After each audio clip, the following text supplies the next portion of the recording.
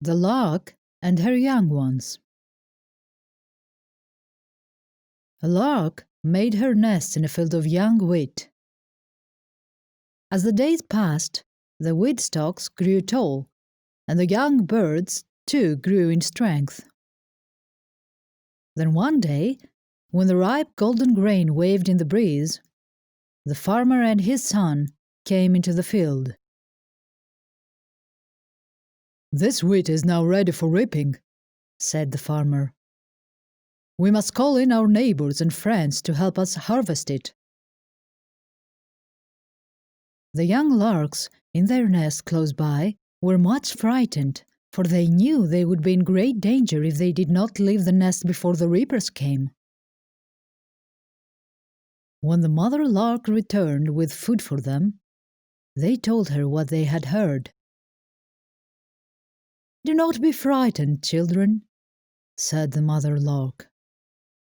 "If the farmer said he would call in his neighbors and friends to help him do his work, this wheat will not be reaped for a while yet." A few days later, the wheat was so ripe that when the wind shook the stalks, a hail of wheat grains came rustling down on the young larks' heads. "If this wheat is not harvested at once," said the farmer, "we shall lose half the crop. We cannot wait any longer for help from our friends. Tomorrow we must set to work ourselves." When the young larks told their mother what they had heard that day, she said, "Then we must be off at once.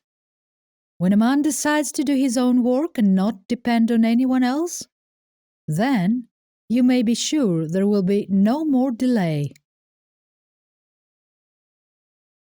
There was much fluttering and trying out of wings that afternoon, and at sunrise next day, when the farmer and his son cut down the grain, they found an empty nest.